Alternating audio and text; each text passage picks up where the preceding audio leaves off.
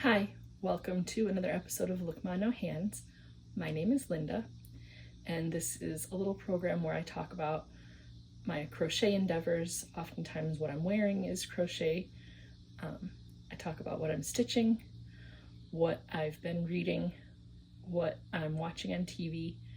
Occasionally I will throw in a demonstration segment that I call Fancy Footwork, where I show how I adapted different life skills to be done with my feet. And then lately I've been adding a little section where I talk about life events. The last few weeks there have been some fun little developments, so this week is no different, and I will talk about that at the end. So let's get started. The wearing part this week, no crochet. It's really hard for me to find crochet items that I've made to be able to wear during the summer, just because I'm always a person that runs super warm. So when the weather is warm, I don't like to have lots of like layers and things like that. I guess I could wear, something that's lightweight crochet wise, but I don't have a lot of those kinds of things. So there's no crochet item this week to wear. But I have been working gangbusters on my granny stitch twin size Afghan, which I finished. Finished for now. I always say finished for now. It's not quite as big as I want it to be, just because I was using the leftover yarns, and I finally used up all of the leftover yarn of the colors that I was using. So it's pink, green, and white. The one yarn that I had that was like the fuzzy texture ended up being towards the center of the blanket, which turned out really great because it's just like one little section of about maybe 3 or 4 rows that's kind of fluffy and fuzzy, so it gives a little texture in the center.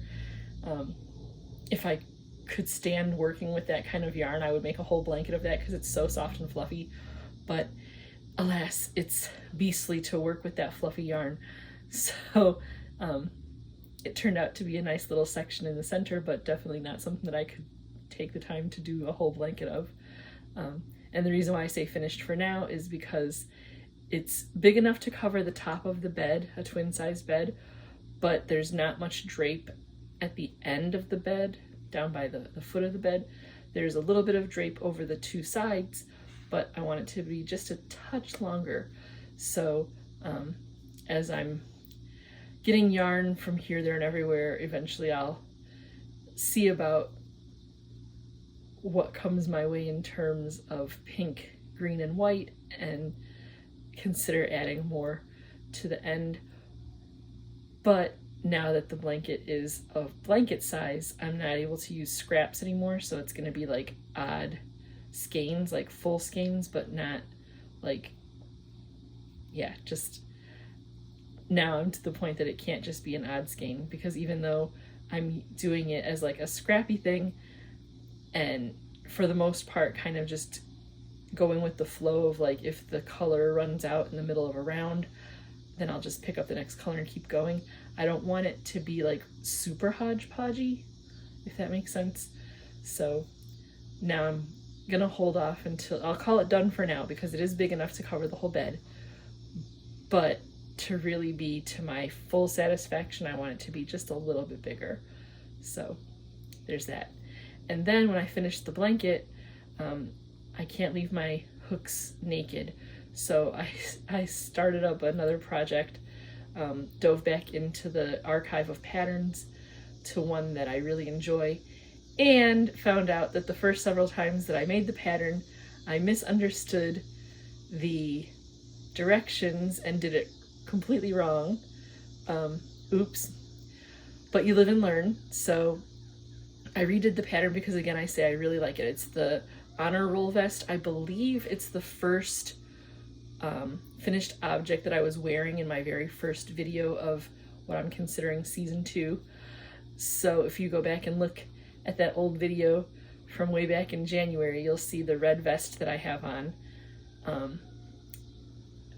I was just not real happy with the fit, and I was like, I don't know, there's something about this that's not quite right. And I mean, it looks okay, but it just didn't feel right on me.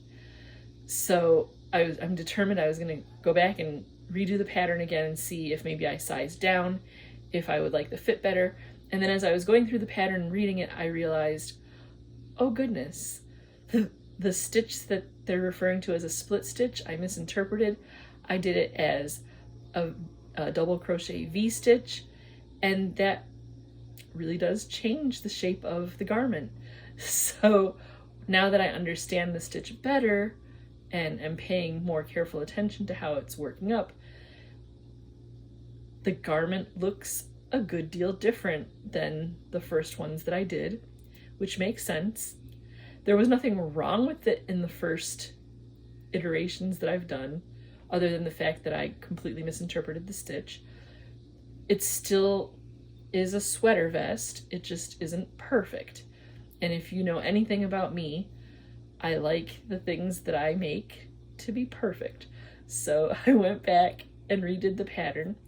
I used a yarn that's similar to Caron Simply Soft. I believe it was a Hobby Lobby Yarn Bee yarn. It's their, whatever their rendition of Caron Simply Soft is. I used that yarn in the color, I believe it's called Electric Grape. Purple being my favorite color, I cannot see purple yarn without just gravitating towards it.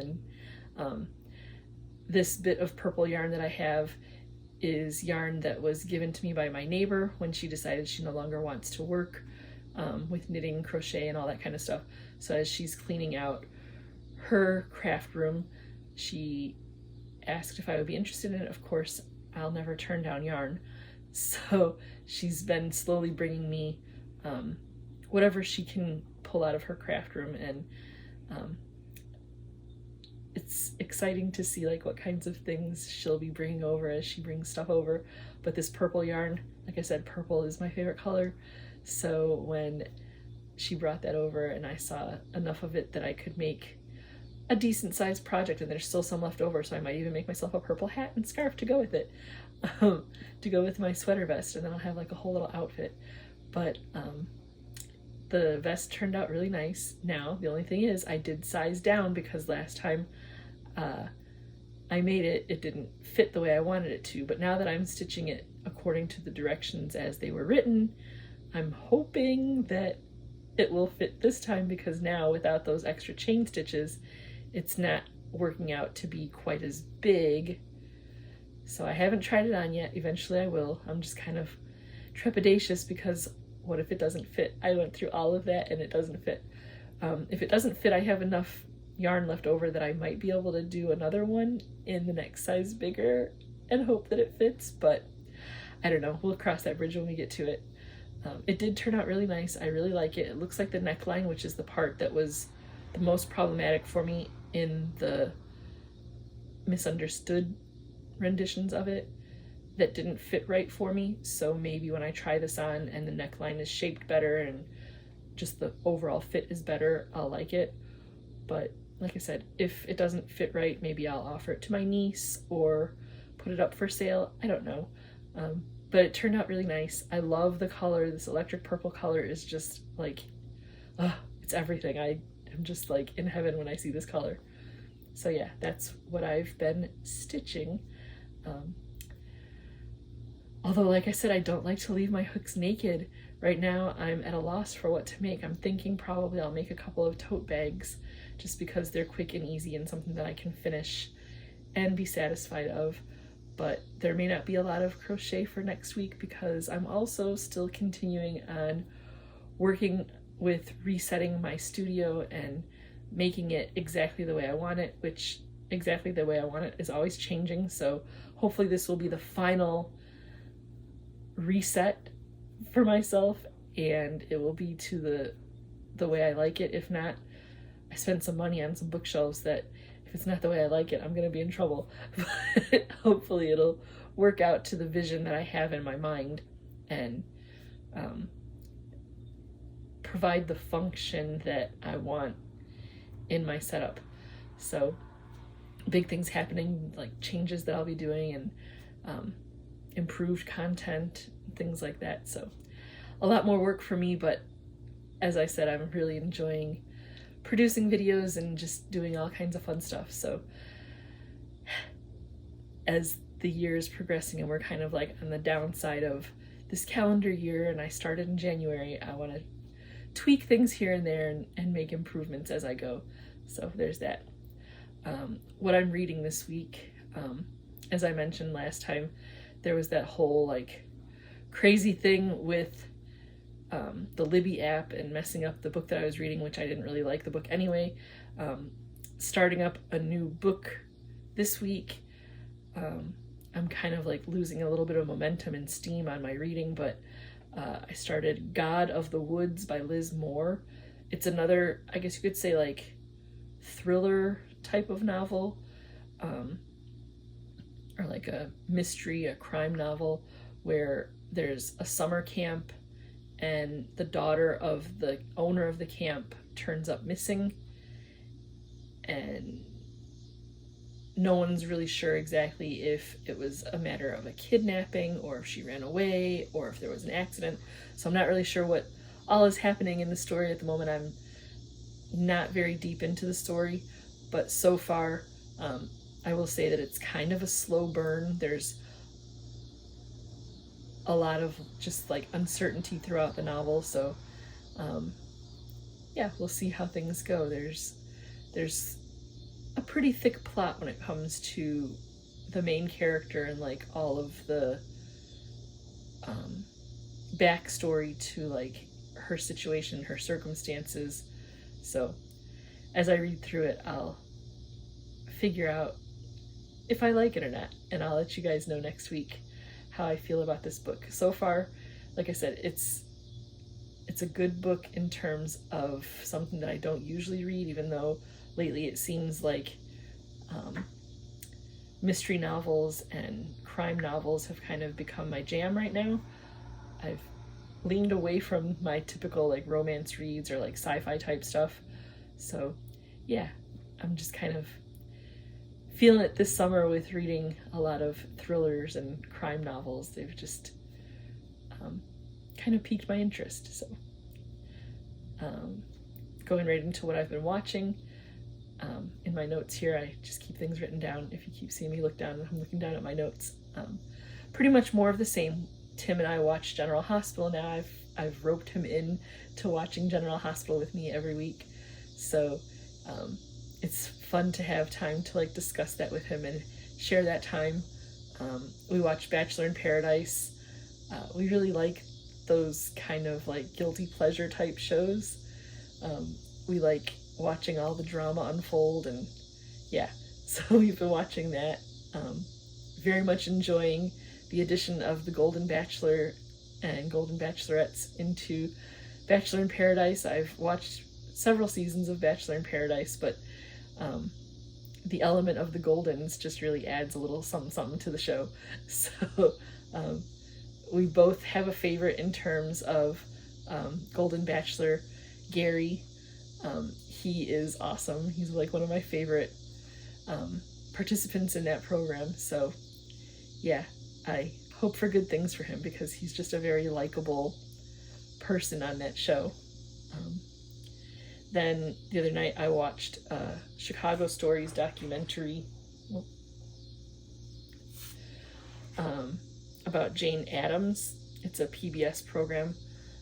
The series is called Chicago Stories, and this particular one was about Jane Addams. So I knew a little bit of like why she's a notable historical figure, but took a little bit more of a deep dive with this program, and so it was very much an enlightening program. And just being a history buff and born and raised in the Chicago area, I love knowing about Chicago history, Illinois history, and very much enjoyed watching that program and just understanding Chicago history better through that program. When I was in high school, I had to read Upton Sinclair's The Jungle, and so that was kind of set around the same time as the Jane Addams time period. So yeah, it just, like I said, gave good insight to a lot of human rights activism, and like things over 100 years ago are still very relevant to today's time, which, I don't know, I guess it's kind of a sad commentary on our time that a lot of the things that she fought for we're continuing to still have to fight for, when it's like, she's already done the work, why do we keep spinning our wheels? But as long as there are people out there that will take advantage of or disregard people in need, we'll still have to have people around like Jane Addams doing the work that she did. So that's my hot take on that. And then moving on to a program that we watched, the History Channel has a program called UnXplained Files, and I'm pretty sure that's the one that we were watching the other night that had John Wilkes Booth story in there. And this program was discussing whether or not John Wilkes Booth was actually killed in the days following the assassination of Abraham Lincoln. There are some people that believe that he was not the person that was killed in the tobacco barn days after Lincoln's assassination. And so there's lore going around that states that John Wilkes Booth survived, ended up having children, and that there are heirs, I guess you would call them, to his legacy. And yeah, it was interesting. And what I find interesting is we went through watching the entire program to try and find out like what is true, and they basically said, we're pretty sure he's the one that was killed at that tobacco barn, but we're not certain.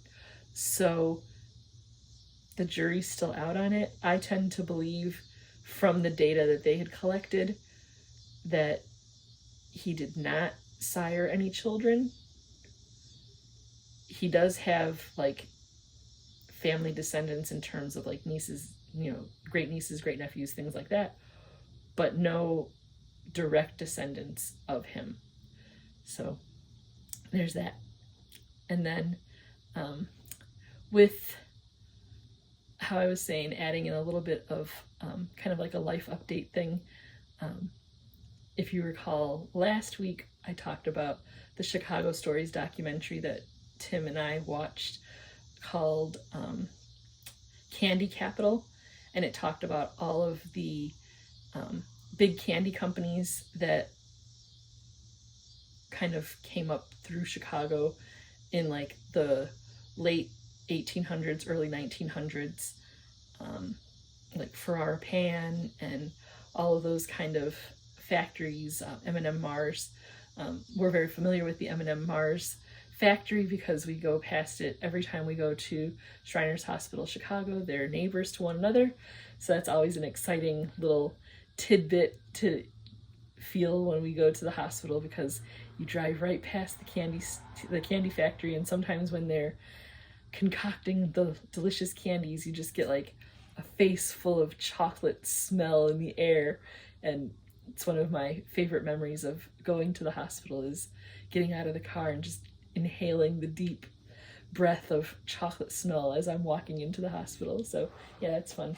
But one of the things that was in that program was a candy store in Chicago called Margie's Candies. And so when we heard the name of that store and the fact that at the time of this particular program, they mentioned that the store was approaching like 100 years, we did a little bit of research to find out if it was still standing, and it is. So we looked at one another and said, we should totally go there sometime. You didn't have to twist his arm, so to speak, in terms of deciding whether or not to go to a candy store.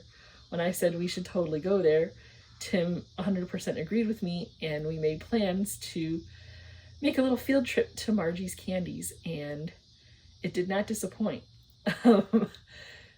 In our excitement, we did take a few pictures, but in our excitement, we sat down and ordered a huge ice cream sundae, because in addition to being a candy shop, they are also an old style like ice cream parlor. So we sat down to have a nice little luncheon of a gigantic ice cream sundae. It was called the Atomic Sundae. It had 4 scoops of ice cream, whatever flavors available that day. So we had pistachio, coconut, chocolate, and strawberry, I think. Fantastic ice cream. And then it's also topped with marshmallow cream. They give you a gravy boat full of hot fudge,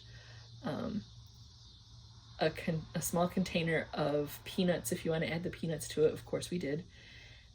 And then it's also topped with different kinds of fruit. So there was pineapple, blueberry, strawberry, and then a banana sliced on top. So it was quite the sundae. As soon as it got to the table, we were so excited because it was very hot that day. So we dove right in and I was like, oh goodness, we should have taken a picture. So we took a picture after we had already like dove into the ice cream sundae, but I will definitely share those pictures. And then we snapped a few snapshots around the shop when we were sitting enjoying our delicious ice cream. Tim also ordered Green River soda. He didn't get it with ice cream in it because that would have been overkill. But he was able, every once in a while, he's like, I really wish I could have some Green River. So that day we decided, okay, go ahead and order Green River. If you're not from the Chicago area, you're probably wondering, what in the world is a Green River and why is it exciting? So if you know anything of Chicago history, for St. Patrick's Day, the city will dye the Chicago River green as part of the celebration. How that ever became a thing, I don't know, but it's a fun little factoid of Chicago. And then there is pop, soda, whatever you want to call it, wherever you are in the country, carbonated beverage that is the brightest green you can ever find in food. I'm sure it's incredibly unhealthy, totally not a good thing to be consuming, but growing up in Chicago, Green River is like the thing, especially around St. Patrick's Day. So even though it was not anywhere near St. Patrick's Day right now, when you see Green River on the menu, you got to order it. So he ordered himself a Green River, and I didn't really gather from him whether or not he thought it was fantastic or not. I can't really explain to you what the flavor is. It's kind of like a lime flavor, I guess, but a very artificial lime flavor. If you ever remember getting those squeezy pops when you were a kid that were like supposedly like Kool-Aid flavors or whatever, the ones in the little plastic tubes, it tastes a little bit like the green squeeze pops. Or even, I guess you could say it tastes like green Kool-Aid. Well, actually, I shouldn't say Kool-Aid. It tastes like green Flavor-Aid, which was the generic brand of Kool-Aid back in the 80s. I loved Flavor-Aid. Flavor-Aid was the bomb.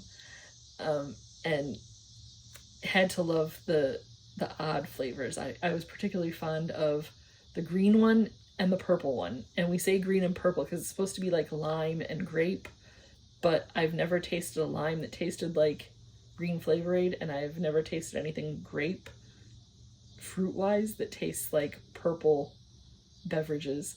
So yeah, but those were the two things that when I was a kid, it was like, yes, we have to have that. So Green River, like I said, he never actually like gave a definitive like thumbs up, thumbs down kind of thing.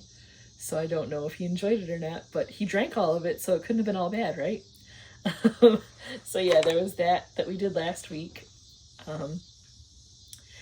And then after we went to Margie's, we hightailed it across town to the Bloom and Spindle for Chicago Yarn Crawl.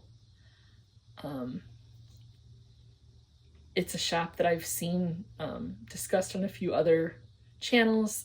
It's a shop that I kind of knew about just through kind of researching on my own small yarn shops in the area. And once I figured out exactly where it was, I was like, well, now that I know where it is, I have to go there. The Chicago Yarn Crawl is happening. Well, it's almost over. It ends on August 3rd. But I figured this year I was going to go ahead and visit a couple of stores. I didn't try and like overextend myself and say I'm going to go to all these different stores.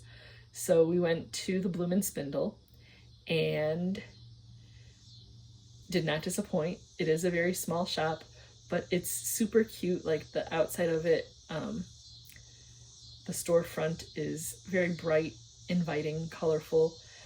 It's on a fairly busy roadway, so not the most convenient place, but we made do. We figured out a place to park and went in. Being that it was yarn crawl week, there were quite a few people in the store, lots of other yarnies in there, just enjoying all of the yarn excitement.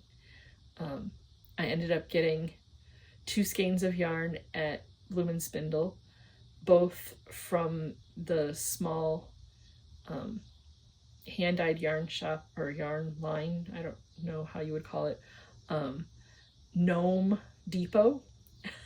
I really liked the play on words. It is a local artisan, so that's kind of how I ended up gravitating towards that. One of the skeins, the color is Secret of the Ooze, and when I saw the name of the color, I was like, oh, it's Ninja Turtle yarn. And the guys kind of chuckled that I got excited because Secret of the Ooze, Ninja Turtle yarn. But hey, you know, having brothers growing up, I was very familiar with Ninja Turtles. So when I saw that and it's like this bright, vibrant green, I gravitate to the bright colors. I'm not like a neutrals or, you know, pastels, things like that. If it's neon, bright, vibrant, saturated, that's my color. It doesn't even matter. Like my favorite color is purple, obviously, but I talk about it all the time. But any color that's very in your face is totally my vibe. This particular color, I remember growing up when I was a kid, my grandma made me a jumpsuit out of like a pattern that she had. She was very crafty too, so she made this jumpsuit that was, I guess you could say, almost like a splatter paint kind of effect to it, that was lime green against like a white background, and then it had like hot pink and black splatters all over. It was everything to me. I loved that jumpsuit, wore it every time. It was clean. Like, jumpsuits are so impractical, but this was just like, oh, I loved that. So I got the Secret of the Ooze green yarn, and then there was another color that was called Love You Ta, and I liked that color because it had purple in it. Again, like I said, purple is my color. It had some purples, blues, white, pink. It was just a very color that just spoke to me. And then I almost forgot that with the Chicago Yarn Crawl, the day before we did all of the inner city shopping trip stuff, we went out to the West Burbs and visited Wool & Company. That was our first stop for the Chicago Yarn Crawl last weekend. I was kind of on the lookout for some yarn that I could use in conjunction with some yarn that I've had for a while. I had a single skein of a yarn that has a fiber content that is a little bit unique in that it has 3 different kinds of fiber in it. It is superwash merino wool, I think cashmere and silk. No, alpaca and silk, baby alpaca and silk. So it's very soft, a little bit fuzzy, which typically is not something that I gravitate towards, but when I saw the yarn, it was purple and it was so soft. It's a DK weight yarn. Beautiful yarn, but after I purchased only 1 skein of it, I thought to myself, what do I do with only 1 skein? So I held it off to the side and realized I was gonna have to, oh, excuse me, I was gonna have to combine it with something else. But being that it has such a unique fiber content, I didn't know where I could find more yarn similar to that. But Wool & Company, being the yarn library that it is, I figured if I can't find it, there. I probably can't find it anywhere. So kind of did a little bit of online shopping at their website, honed in on a couple of things that I thought, okay, maybe this will kind of sort of work.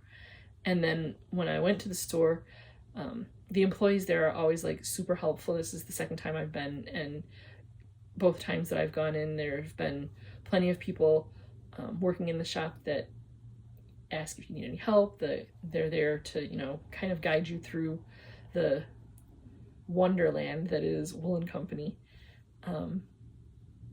The first time I went, I was just there kind of looking around, so I didn't ask for any help. But this most recent time, when I was asked if there was anything they could help me with, I was like, this is kind of what I'm looking to try and match up a little bit. So they directed me to a certain section of the store. The colors were a little bit limited just because of the yarn content or the fiber content that I was looking for, but I managed to find a fiber content quite similar to what I had, and it's kind of a charcoal gray color. So I thought the gray would combine well with this amethyst purple color. Maybe I can do like a striped effect, or I don't know, I'll figure something out and come up with a nice little maybe shawlette or a little cape or something that I can make for it, maybe a cowl, I don't know. But now I have enough yarn to do one satisfying project. So there was that. So yeah, that's kind of my week in a nutshell. I guess you could say my week in a nutshell. Probably skipping over like the most important part of this week's show. Life events. Hello. My uncle is visiting from out of town, so he and I sat down and had a little chit chat together where we just talked about our relationship and his reaction when I was born as to what life was going to be like with his niece, who was born with a profound physical disability. Yeah, so I have that little video clip that we sat down and did together. I'll include that on the end of this program, and you guys can just get a feeling a little more for the person that I am today, thanks to family who is always very supportive and kind of ready for the challenge of helping me figure my way through life. It'll definitely give insight a little bit as to who I am as a person, like why I have the positive attitude that I have and things like that. I kind of state in the video how my uncle has had a good deal of influence on my life, and I'm always so very grateful to the love that I receive from my family. So I'll tag that on here, and then we'll be back in a little while. Okay, so I have here with me my Uncle Chuck, my mom's younger brother, and we're gonna take some time to chit chat about our relationship and life experience together. So we'll start out by just, if you can talk a little bit about your reaction when you found out that I was gonna have a profound disability after I was born. Yep, I remember that time. I was very young at the time. I couldn't tell you how old I was. I should probably, but I remember my parents, my mom and dad, I'm sure were the ones who told me, and it didn't, being as young as I was, it didn't impact me that greatly, except that I'll never forget that then it came out that when you were born, that the hospital staff asked my sister, your mom, if she wanted to keep you, and I thought that was a terrible thing. I think we all did. But then, yeah, all I remember is how cute you were, a little ball, and yeah, I share that.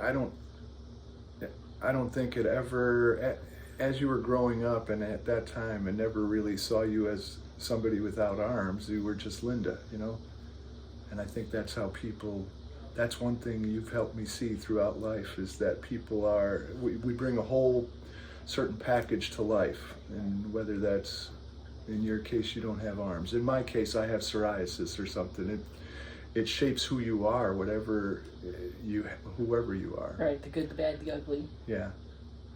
And then as you grew up, I was very much influenced by my dad because he really, he was very fond of you. He really took it upon himself to make sure that he tried, he built, a special desk, anything he could do to help you through life. And yeah, so those were my early memories. The other one is that what I remember too is people's reaction, right? And you still, I'm going to ask you, you still have to deal with that, right? Yeah. But here's the funny thing. I went out with Tim the other day. We went to a concert that in Oak Brook. And do they know Tim's your son? Yeah. Okay. And not having been with you guys for a long time, I don't even think, when I'm going through the crowd and stuff, I don't even think that they're looking at him, but I know they are. Because at one point then, we didn't bring chairs, so we had to sit on the ground, and your mom had trouble getting up, and this guy came rushing over to help her. And I thought, would he have done that if he was already looking at us because of Tim, in hindsight, I'm thinking. And so he came over because, he's got everybody, I don't know. It's just... He wanted to get a closer look. You guys, and that's, as you went through life, you guys were instant celebrities in a weird way. Mm-hmm. I don't know it is a certain celebrity when you get noticed just for being who you are, right? At a moment's notice. So I do remember stories where when we'd go out to eat, at that point you would eat with your feet. I don't know, did you always? Yeah. I think, yeah, for the most part. Yeah. So, because I have vivid memories of that too. We'd go into a restaurant, we're all sitting down, and the waitress would come over, and she didn't notice right away that you don't have arms. So she'd take all our orders, stuff, then food come back, you'd start eating with your feet. And at first she still didn't realize you didn't have arms, so she thought you were she'd like make funny comments about, oh, look how cute, you're eating with your feet. And then it would dawn on her that why you were eating with your feet, and then she'd get so embarrassed. And it was that kind of reaction it was just a psychology experiment of seeing people's different reactions over the years. And I'm sure you're still living that psychology experiment, aren't you? Because it's funny, it kind of ranges from people that are in awe of it to people that are disgusted by it. Yes, because I'm assuming, I'm reading a book right now about a guy who loses his leg in the war and how you would be seen as broken. Yeah, and discuss, and that's the characters in the book are, the young boy has to sleep in a bed next to him, and he's freaked out. He's a monster kind of thing. And I think that's how life used to be. But that's why I'm so glad that I got to know you, because I had the opportunity that you were born into our family, because I was a human resource manager. And I said, all these experiences I've had in my life have prepared me to be the best human resource manager ever, because I know, since I know and I don't know what you go through on a daily basis, but at least I have a more empathy of what it's like to be sitting with somebody. And I still sometimes, what I say is I get it wrong. I mean, I've dealt with blind people, we've had blind employees. And that's the other thing I've learned about people, because it's funny, I had a blind employee we hired, and everybody said, they can't do this job. And I said, no, they can. We'll figure it out. He did such a good job that everybody said, hire more blind people. Then we hire more blind people, and they turn out they're not so good at the job. And that also just made me see that it's not the you don't hire them because they're blind. You hire them because they're a good for the job person.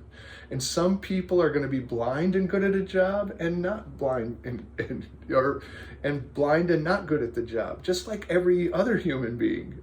So so what do you remember about us growing up together?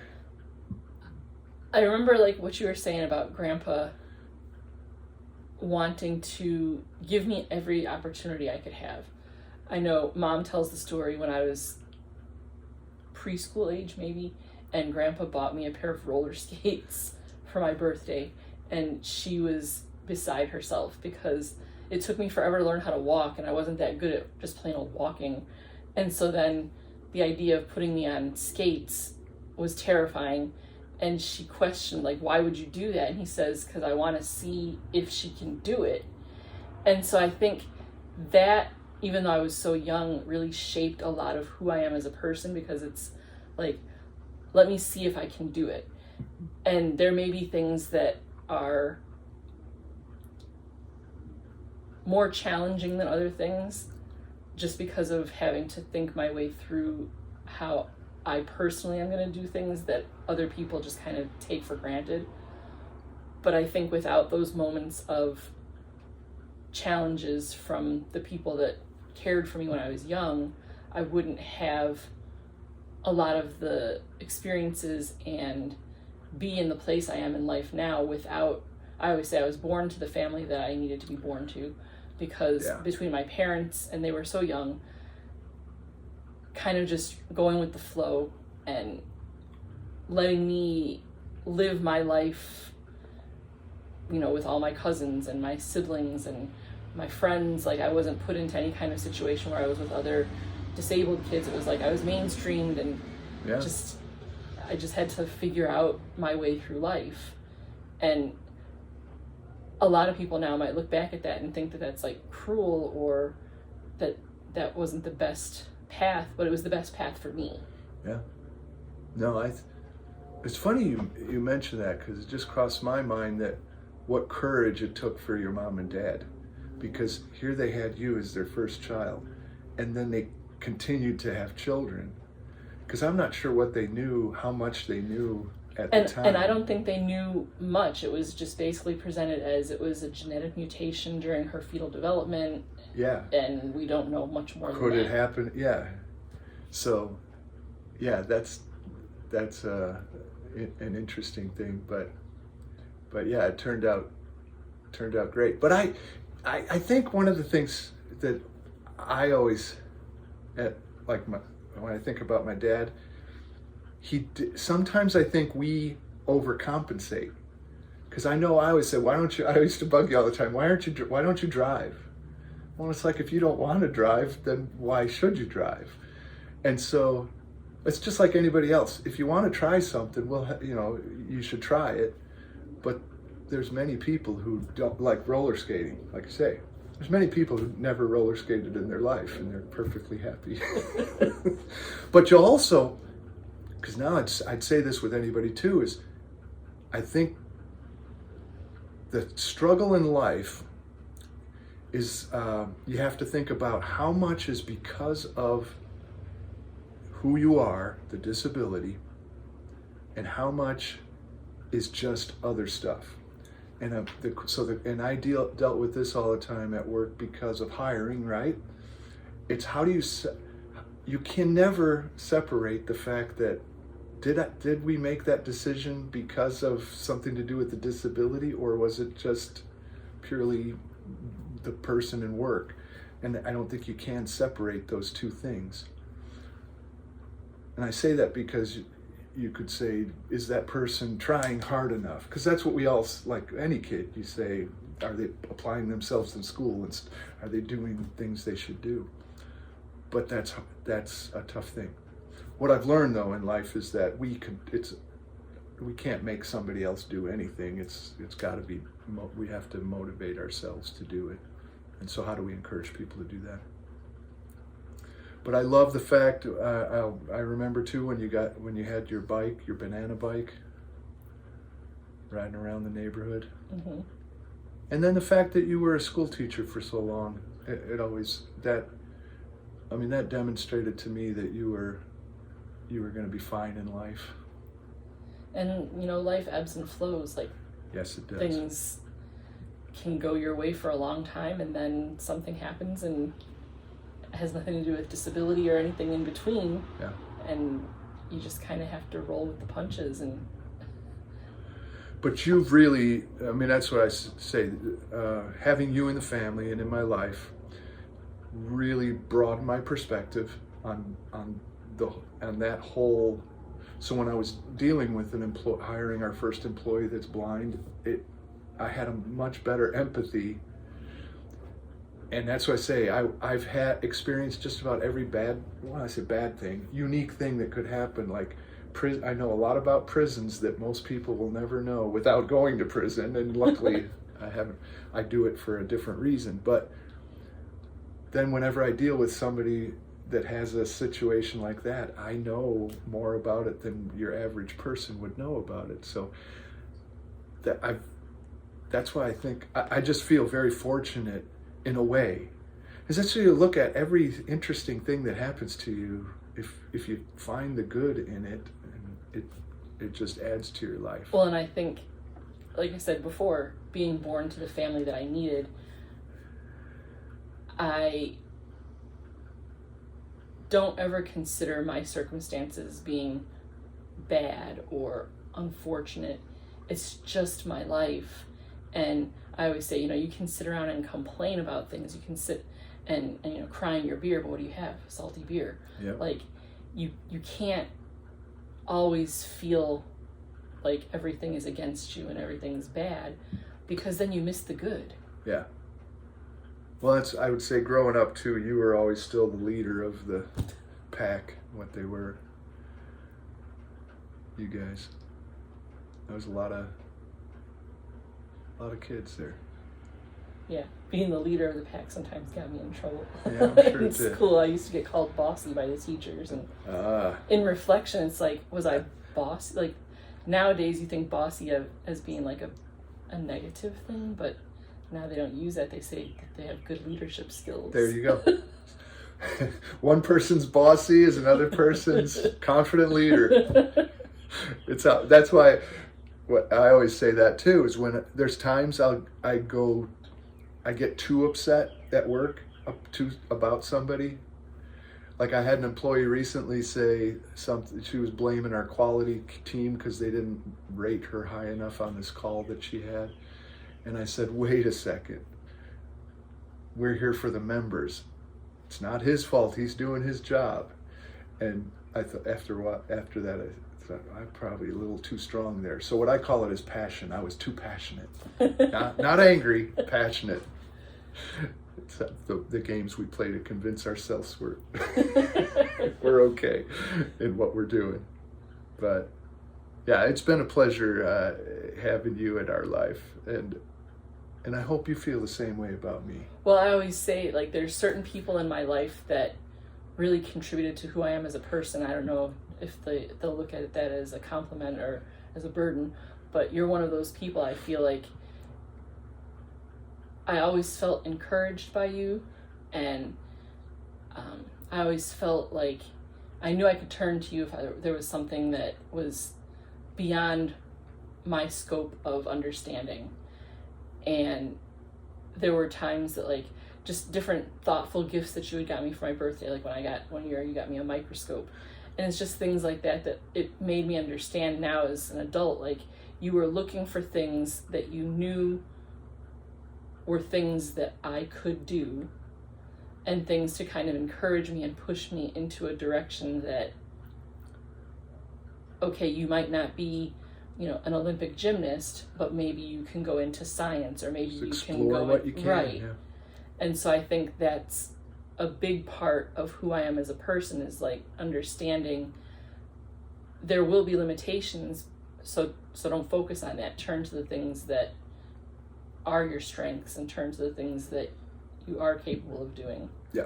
So that's kind of my takeaway from, like, all the encouragement that I received through the years from you and my parents and the rest of the family. Well, we appreciate that. And now with your son, it's the same thing. Yeah, and it's one of those things too, like reflecting back, like how you were saying my parents were young and I was their firstborn and things like that. With Tim, now I have resources available to me in ways that my parents never had. He's spoiled. With the internet. No, but with the internet and things like, Yeah. we have community now in Yes. a way that my parents didn't have that.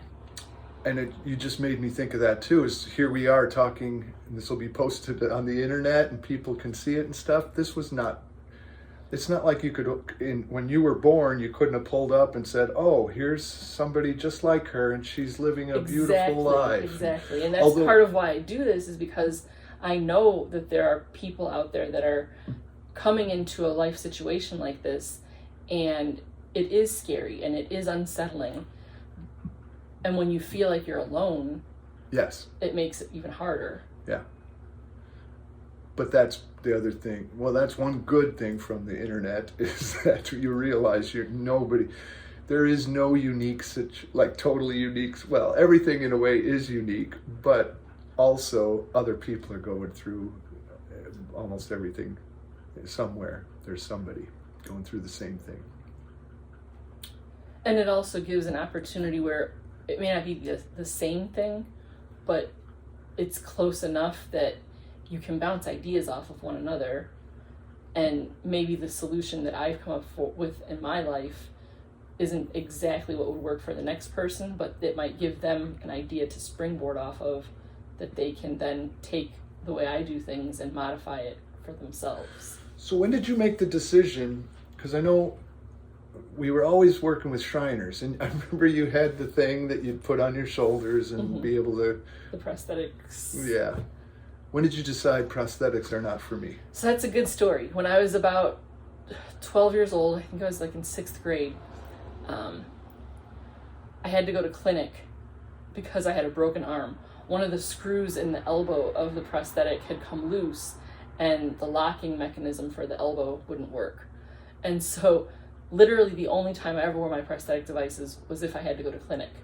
So I had them on, and I was in class, and I bumped into someone, and it was one of the boys that I had a big crush on, and he got all dramatic about it, and it embarrassed me. And so when I went to clinic that day, I said, I really don't want to wear these anymore. I don't use them for any, it got to a point that that particular pair was strictly for cosmetic purposes. And by that point, I already kind of had my own self-image developed, and resolve myself to, this is what my body is. And so when I go into the clinic and I tell them I don't really want these anymore, it's not something that is part of who I am, it doesn't matter to me, the clinicians were saying, but don't you want to look normal? And I said, I don't care about normal, this is my normal, this is who I am. Yeah. And if other people don't like how I look, they don't have to look at me. And the jaw, you could literally hear the jaws hit the floor when I said that at 12 years old. Yeah. Now as an adult, I realized having that self-image, that confidence to say I am who I am. Because we all dress up, but their whole professions were built on helping people dress up to an extreme. Right. And so it was constantly put into my mind of look normal, and at that point then it was even just well, here we can give you, if you don't want prosthetic arms, we can give you a prosthetic device to make your shoulders wider, so when you go to the stores and buy clothes, your clothes fit better. So up until I was in my early 20s, I wore those, but they were hot, they were uncomfortable, and as I grew and gained weight and my body changed, I had to keep going in and getting refitted. And I was so now I have to find clothes that fits that, and I have to it just added another layer of complication to my life. Yeah. And so by the time I was maybe 20, 22 thereabouts, I just said, I don't need any of this anymore. I just have to focus on the clothes that fit And if I put something on and it's not draping properly, then I don't buy that particular article of clothing. Just like any of us buying clothes, we look at our body and go, this doesn't sit right on me. Now, it's probably easier for me because clothes are made for people that have full shoulders and stuff. So there's a market there for somebody to, for different body shapes. One of the reasons why I like being able to crochet now, because one of the things that was always a problem from the time I was very young is sweaters all have sleeves, which makes sense because if you're putting on a sweater, it's for warmth. So you want your arms covered. Yeah. But for me, a sleeve is completely useless, although now I found new uses for my sleeves. When I'm perspiring and need to wipe my sweat, I just have somebody grab the end of my sleeve and wipe my face off. But that's neither here nor there. There you go. With being able to crochet now, I can crochet a sweater pattern and just leave off the part for the sleeve. Nice. Or I can crochet a poncho instead of a sweater or a shirt with sleeves because I don't need sleeves. So that's something that like a lot of people, I think, as crafters realize, like you can modify patterns, you can anything. Change things up for your personal need. Okay, this is my final question because we've been talking a while. If you could, if they came out with AI is going to create new prosthetics that are functional, make it seem like you have arms, like they work. You could pick up things. Would you? But let's see. There has to be some downside. Otherwise, it's like saying, So say, I don't know, what would the downside be? But you have to have. Well, let me say that you have to have. It's kind of experimental, and you'd have to have surgery for them to attach them. The way I always think of any kind of surgery, unless it's like a life or death situation, surgery would not be something that I would wouldn't be like if it was something to do with like a brain or a heart, like that would be important because you can't live without either of those things. But since I've been living without arms, to have a surgery so that I could have arms, because it's not like let me say this, because there's risk in surgery too. But you don't miss arms, right? I don't miss it because I never had it. Yeah, and you've lived and I think that. that's a big difference too. And like the amputee community experience is because I never had them, I don't miss it, and I can't put myself in a space where somebody who had arms at some point or had legs at some point and now they don't. Like I don't understand that experience. Yeah, it's the same. The gentleman I talked about, the employee who we had hired that was blind, he was blind from birth, which I think is because I had other employees who were losing their sight, and I think that's two totally different experiences. But what else was I going to say? Oh, if you could have, you know how blind people have seeing eye dogs. If you could have a service animal, what would it do for you?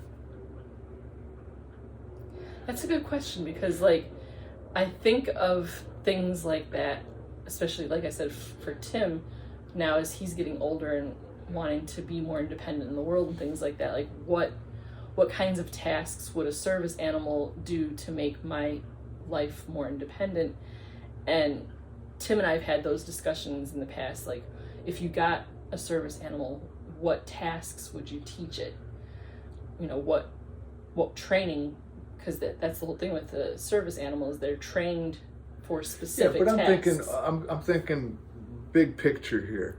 Like, what are the things that you can't do that somebody has to do for you right now? And that's what I was thinking too, is like getting dressed in the morning. There's certain tasks of getting dressed that I need help with. Yeah. So it would be interesting to see, first of all, would it be a dog? What kind of animal would... Well, that's what I'm saying. This is a mythical animal that we are creating. So it would have to be able to help you get dressed.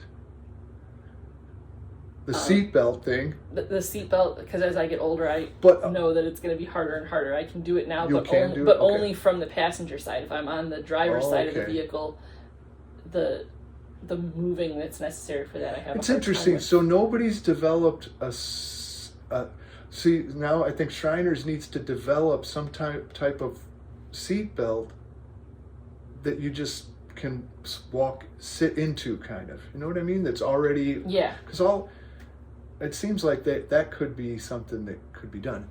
Or like a harness in the car that just, like, yeah. like when you get on the roller coaster and the harness comes down over you. But I was thinking, you know, this whole thing about driving, with self-driving cars, now you could have a car in a year or two, and just, yeah, as long as you can open the door and get in. The seatbelt's the hardest part. Then you just tell it, go take me to my mom's house. But yeah, that's in a nutshell. All right. Well, thanks for stopping by. Yeah, thanks for having me. It's fun. I want to see this. I don't know if it's going to make her channel, but I'm going to share it with everybody I know once she sends it to me. It'll be on there. Thanks, Linda. Thank you. Okay, so I hope you enjoyed that. The ending of this video is a little bit scattered all over the place. But like I said, live and learn, grow, improve. If you enjoyed this video, especially with my special guest this week, go ahead and hit that like button. If you're new and you like what you see and you want to come back for more, don't forget to subscribe and hit the notification bell so that you are notified when I drop new videos. I try to drop at least once a week a video update of what's going on and what I'm working on. At some point I'm going to be trying to do more than a once a week video, but I don't want to over commit myself. I want to really be able to stay consistent and come up with quality production. I don't know if I'm accomplishing that, but I'm trying every week to, do the best I can. If you're watching as a return visitor, I appreciate everybody coming back week after week. If you like what you see and you have friends that you think might also enjoy what I do here, go ahead and share with your friends on social media. Word of mouth works too. But yeah, it's a great journey, and I enjoy all of the comments and the banter back and forth in the comments. So let's keep sharing all the positivity, and I will be back again another week. Bye.